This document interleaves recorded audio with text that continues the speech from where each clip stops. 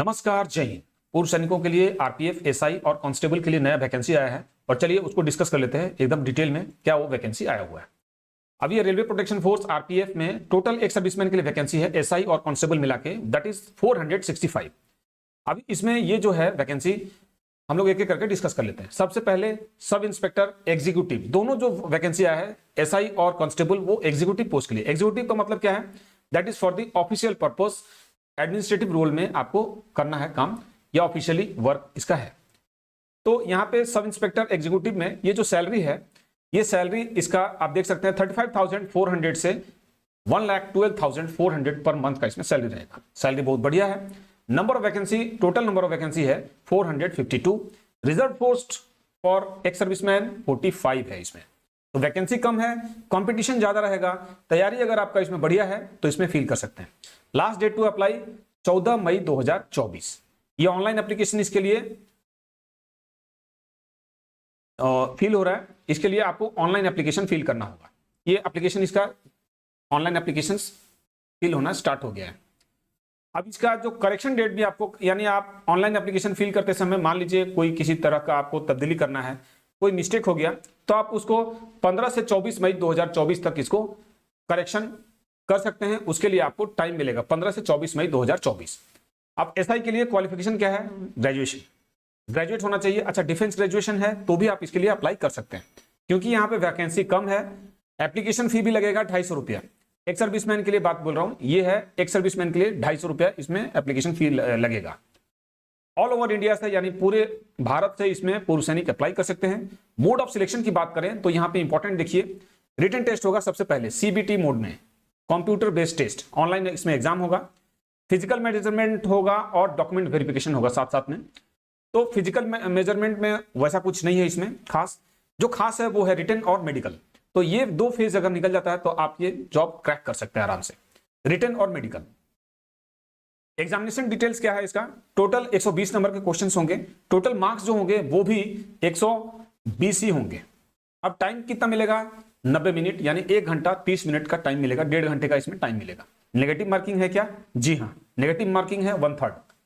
अब इसमें देखिए पूछा क्या क्या जाएगा, वो आपको सिलेबस देखिए, किसी भी एग्जाम को क्रैक करने के लिए या आपको उसकी तैयारी करने के लिए आपको उसका सिलेबस को ध्यान रखना है, उसको फोकस करना है। इससे रिलेटेड जो भी बुक्स आ रहे हैं मार्केट्स में, या आप ऑनलाइन सेट प्रैक्टिस भी कर सकते हैं। जनरल अवेयरनेस के लिए 50 क्वेश्चन होंगे, 50 नंबर भी होंगे। एरिथमेटिक से 35 नंबर क्वेश्चन होंगे और 35 मार्क्स भी होंगे। और इंटेलिजेंस यानी रीजनिंग से 35 होंगे और 35 मार्क्स भी होंगे।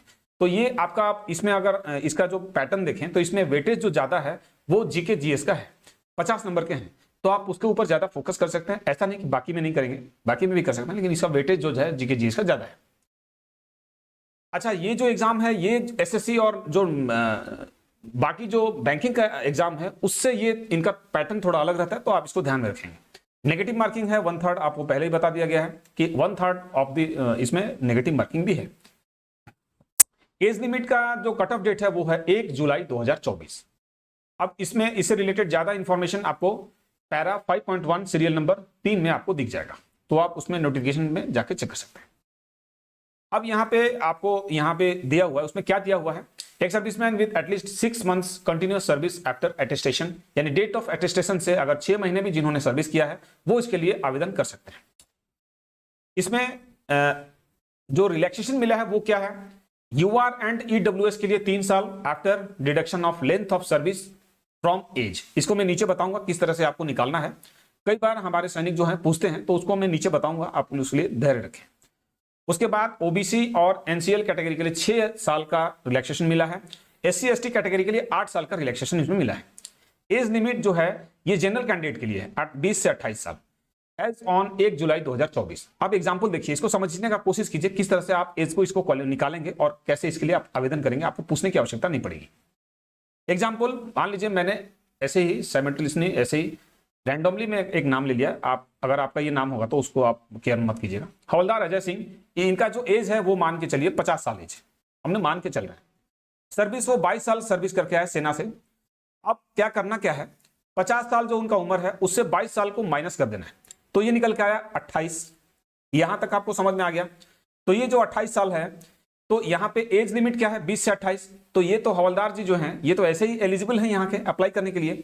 लेकिन इसमें भी अब ये अपना देखेंगे किस कैटेगरी में आते हैं। वो अगर जनरल कैटेगरी में है तो 3 साल उनको एलिजिबल यहाँ पे रिलैक्सेशन मिल रहा है। तो अगर वो जनरल कैटेगरी में है तो यहाँ पे 28 से फिर -3 भी कर देंगे, यानी उनका एज जो है वो 25 साल निकल के आ रहा है। तो एलिजिबल है आराम से। यानी मोटे तौर पे देखा जाए तो 52 से 53 साल तक के हमारे जो पूर्व सैनिक वो अप्लाई कर सकते हैं।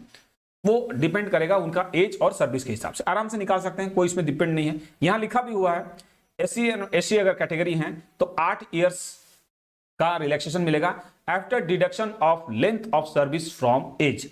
यानी एज से अपना जो एज है उसमें लेंथ ऑफ सर्विस को डिडक्ट कर देना है, वो जो निकलेगा उसमें फिर ये जो रिलैक्सेशन दे रहा है वो आप किस कैटेगरी में आ रहे हैं वो आपको देख लेना है। तो आई थिंक आपको ये समझ में आ गया होगा। अब एक चीज और जो इंपॉर्टेंट पॉइंट है वो है मेडिकल स्टैंडर्ड।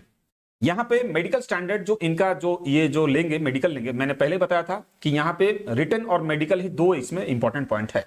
आप मान लीजिए रिटन निकाल लेते हैं तो रिटन एक ही फेज में है, और रिटन निकालेंगे तो मेडिकल में ज्यादातर लोग छटते हैं, एक सर्विसमैन छटते हैं। तो ये इनका जो स्टैंडर्ड है वो para 534 of Indian railway medical manual IRMM volume 1 में दिखा है। तो क्या है आइए आपको दिखा देता हूं।